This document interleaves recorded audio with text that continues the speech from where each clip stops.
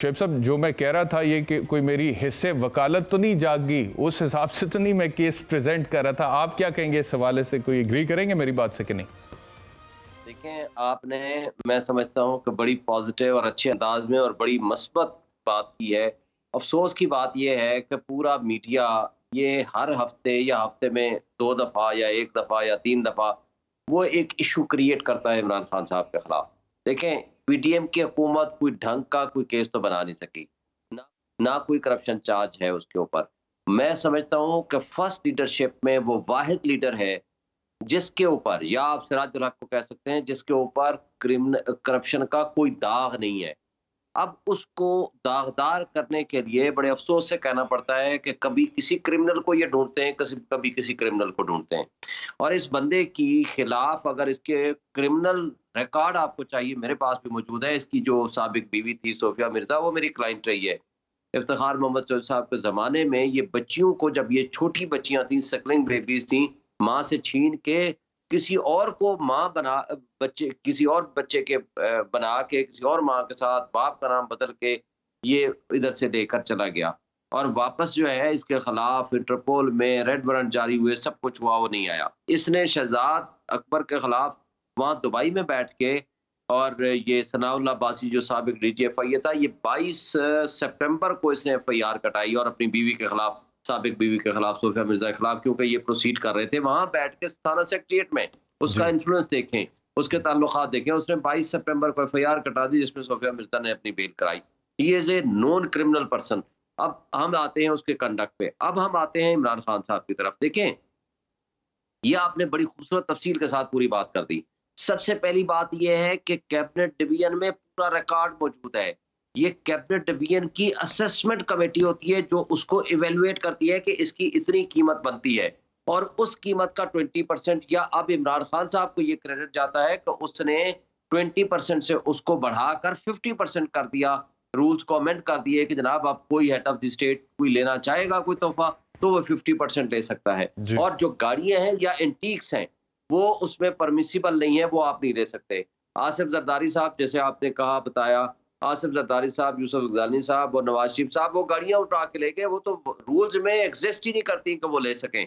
आज तक ना मीडिया उनके खिलाफ बोल रहा है, ना उस नैब का रेफरेंस है, ना वो गाड़ियां वापस आई हैं, ना स्पीकर ने उसके ऊपर कोई रेफरेंस भेजा है, ना इलेक्शन कमीशन ने पूछा है, ना किसी अदालत ने पूछा है। अब अफसोस की बात यह है कि आज ही मेरे साथ बैठे हुए थे गुलाम दस्तगीर साहब, वो कहने लगे कि जनाब, हम इनके खिलाफ इसलिए बोलते हैं कि ये रियासत मदीना की बात करते हैं।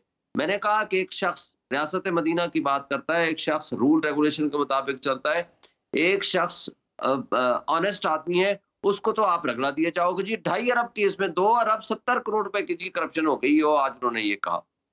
मैंने उनको बताया कि भाई, आप अगर जो करप्ट लोगों के, जिनके खिलाफ ये सारे इल्जाम, सबूत भी मौजूद है, नैब का रेफरेंस भी मौजूद है, उस पे तो कोई बंदा बात ही नहीं कर रहा। अच्छा, फिर आप आगे आ जाते हैं।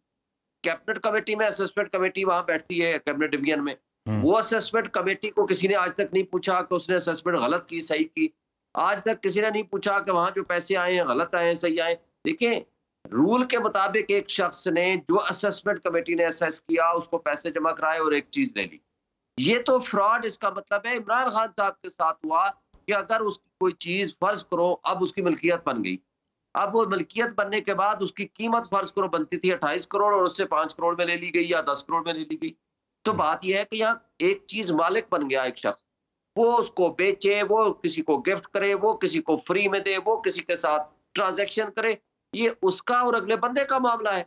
उसमें गवर्नमेंट का क्या नुकसान है, या गवर्नमेंट का क्या रोल है, या किसी शख्स का क्या रोल है, या उसमें पब्लिक एक्सचेकर को क्या नुकसान है। सही। ये सिर्फ असल में मीडिया ट्रायल के अलावा इसमें कुछ भी नहीं है। अब काफी अरसा हो गया है कि कोई ऐसा सब्जेक्ट सामने नहीं आया, कोई ढंग का क्रिमिनल केस वो बना नहीं सके। 27 एफआईआर कटाई खान साहब के खिलाफ।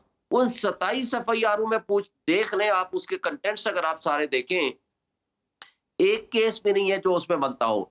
एक केस बनाते हैं, उसके 6 हिस्से बना देते हैं। एक अपारा में काटा दिया, एक जनाब उन्होंने जैसे अरशद शरीफ के खिलाफ 16 एफआईआर काट दी थी और उसको मजबूर कर दिया था कि वो मुल्क बेचारा छोड़ जाए, और उसके बाद उसकी शहादत हुई। तो बात यह है कि अगर ये तर्ज अमल इनका है और इस तरीके से एक बंदे की कैरेक्टर असैसिनेशन करना चाहते हैं, जस्ट फॉर द काज कि वो पॉलिटिकली उनसे ज्यादा आगे है, पॉलिटिकली लोग आवाम उनके साथ खड़ी हो गई है, मुख्तदर तबके उनके खिलाफ हो गए, एस्टैब्लिशमेंट उसके साथ कंफर्टेबल नहीं है और तमाम पीडीएम की जमातों के पास पब्लिक में जाने का कोई रास्ता नहीं रहा, तो वो उनकी कैरेक्टर असैसिनेशन या मीडिया ट्रायल इसके अलावा और कुछ कर नहीं सकते सिवाय इस बात के एक घड़ी को, यानी पूरी पाकिस्तान में सिवाय उसके खिलाफ एक करप्शन का चार्ज ला के बनाया है, चार्ज आज तक नहीं है। आप अगर रेफरेंस उठा लो जो स्पीकर ने भेजा है, जो इलेक्शन कमीशन ने जजमेंट दिया है या ऑर्डर दिया है, जो चैलेंजेबल है, बिफोर चैलेंज हो चुकी है, सब जुडिस है before the Islamabad high court, उसके अंदर भी जो रीजन है सिर्फ एक है, वो ये है कि जी इसने जो ये तोहफा लिया इसकी प्रोसीड्स मनी टैक्स में तो शो की है, लेकिन जो दिसंबर 2019 को शो करना था वो गोशवारे बिफोर द इलेक्शन कमीशन वो आज शो नहीं किया। टोटल इल्जाम ये है,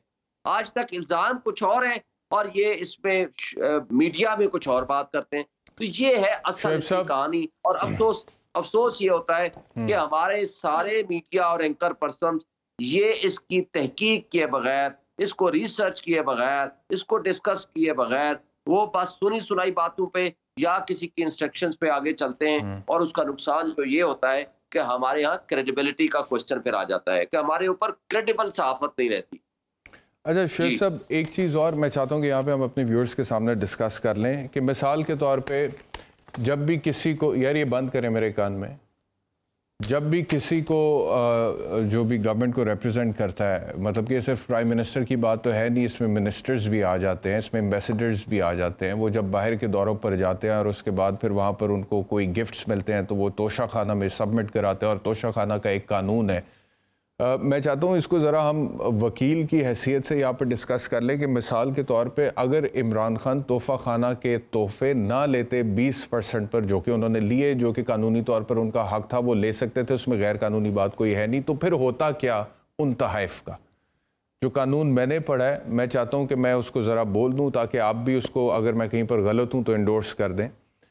वो ऐसे है जी कि अगर कोई भी गवर्नमेंट ऑफिशियल जिसको तोहफा मिलता है बैनुल-अक़वामी सतह पे, वो उसको कबूल नहीं करता है तो वो तोशा खाना में चला जाता है। अब तोशा खाना के जो गिफ्ट्स हैं वो वहाँ पर जमा होते हैं और उसके बाद फिर क्या होता है कि उनकी ऑक्शन होती है।